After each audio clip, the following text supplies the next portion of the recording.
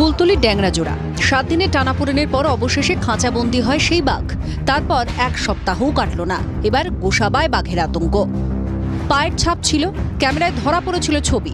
শনিবার সকালে একজনের চোখেও পড়ে। পিছনে তাকায়নি আর কি, সোজাভাবে আর কি হেঁটে যাচ্ছে। তা আমার স্বামী তখন হচ্ছে চেঁচামেচি করার দরকার নেই, তুমি তাড়াতাড়ি উঠে এসো। আর উপরে উঠে প্রত্যেকের বলো যে এরকম আমি দেখেছি, ফরেস্টারকে ফোন করো। বলার পরে ওই রেশো কাকা ছিল ওখানে, রেশো কাকা বললো, রেশো কাকা নিজেও দেখেছে, দেখার পরে বললো ঠিক আছে বৌমা আমি ফোন করে দিচ্ছি। তার চেয়েও ভয়ঙ্কর ভাবে বাঘ তার উপস্থিতি জানান দিল এক বনকর্মীর উপর ঝাঁপিয়ে পড়ে। বাঘের আক্রমণে আহত বনকর্মী পার্থ হালদার, তাকে গোসাবা হাসপাতালে প্রাথমিক চিকিৎসার পর ছেড়ে দেওয়া হয়।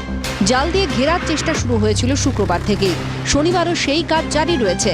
ছাগলের টোপ দিয়ে খাঁচা পাতারও তোড়জোড় চলছে।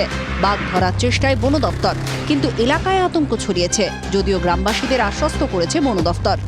গ্রামবাসীদের থেকে আমরা নিশ্চিন্ত রাখতে পারি যে আপনারা নিশ্চিন্ত ঘরে থাকুন, আপনারা সম্পূর্ণ এখন সুরক্ষিত আছেন। বাঘ যাতে কাউকে আক্রমণ করতে না পারে তার যাবতীয় ব্যবস্থা করা হয়েছে বলে জানিয়েছেন বনমন্ত্রী। আমি আশা করি যে ও বেরিয়ে যাবে, আমরা আলটিমেটলি জঙ্গলে ঢোকাতে পারবো। একে পাবলিককে জানাতে চাই যে কোনো কাউকে বাঘ আক্রমণ করবে না, আমরা সেই প্রিকশন নিয়ে নিয়েছি, কিন্তু বাঘকে যেন কেউ যেন কোনো খোঁজাখুঁজি না করে। কিন্তু আতঙ্কেরও আরো কারণ আছে। শুক্রবার যে বাঘ দেখা গিয়েছিল, শনিবারও তাকেই দেখা গিয়েছে কিনা তা নিয়েই দ্বন্দ্ব রয়েছে। চরঘিরির যে বাঘটা, সেই বাঘটা কি এই বাঘটা, সেটা কিন্তু যেমন এখনো পরিষ্কার না। নতুনভাবে আবার ফের সেই বড় নদী পার হয়ে আবার এই জঙ্গলে ফের বাঘ এসছে কিনা, সেটাও কিন্তু এখনো বনকর্মীরা বুঝতে পারছে না। ক্যামেরা রুলেমেনের সাথে প্রসেনজিৎ সর্দার, জি 24 ঘন্টা, সুন্দরবন। বছরের প্রথম দিন বিধ্বংসী অগ্নিকাণ্ডে সাক্ষী থাকলো শহর কলকাতা।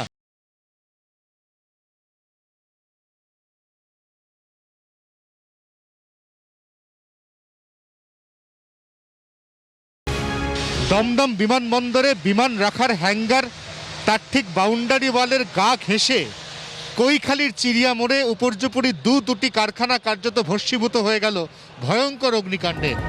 সকাল 11টা নাগাদ প্রথমে আগুন লাগে চিড়িয়া মোড়ের একটি রঙের কারখানায়। আগুন ছড়িয়ে পড়ে পাশের গেঞ্জি কারখানাতেও।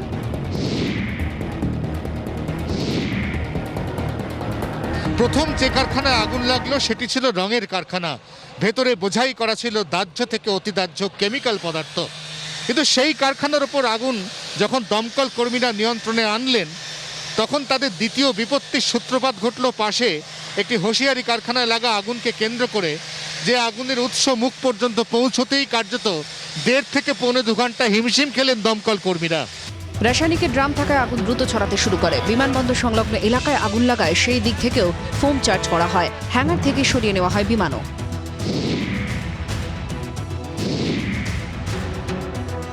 কানাই সাঁতরা নামে রঙের কারখানার এক নিরাপত্তা রক্ষীর মৃত্যু হয়েছে। আগুন সম্পূর্ণ নিয়ন্ত্রণে আসার পর দেহ উদ্ধার করে দমকল। ঘটনাস্থলে পৌঁছন বিধায়ক অদিতি মুন্সি, দমকল মন্ত্রী সুজিত বসু। কারখানাগুলোয় কোনো নিয়ম মানা হয়নি বলেই প্রাথমিকভাবে মনে করা হচ্ছে। এই বিষয় নিয়ে আমার মনে হয় একটা সিদ্ধান্ত বা আলোচনার প্রয়োজন আছে। আপাতত এই জিনিসটা আমরা আয়ত্তে আসাটা বেশি জরুরি। এগুলো তো সব পুরনো কারখানা, এখানে কারখানা কোনো নিয়ম নীতি কিছুই দেখতে পাচ্ছি না। কেমিক্যাল ফ্যাক্টরিতে আগুন ছিল, সেটা আমরা ফোম চার্জ করে ওটাকে কন্ট্রোল করেছি। এখন পাশে একটা গেঞ্জি ফ্যাক্টরি আছে, কারণ গেঞ্জি ফ্যাক্টরি ওপেনিংটা পাচ্ছে না, জলের এখানে সোর্স কম আছে।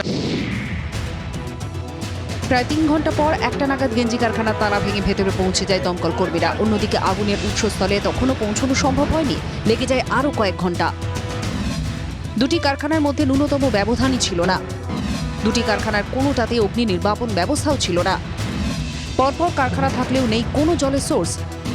সরু রাস্তা ঘিঞ্জি এলাকার কারখানায় দাহ্য বস্তু মজুদ, পাশেই বিমানবন্দর। তারপরেও কিভাবে নিয়ম কানুনকে বুড়ো আঙুল দেখিয়ে চলছিল কারখানাগুলো, উঠছে সেই প্রশ্ন। ক্যামেরায় বাপনের সঙ্গে সৌমেন ও অয়নের রিপোর্ট, জি 24 ঘন্টা।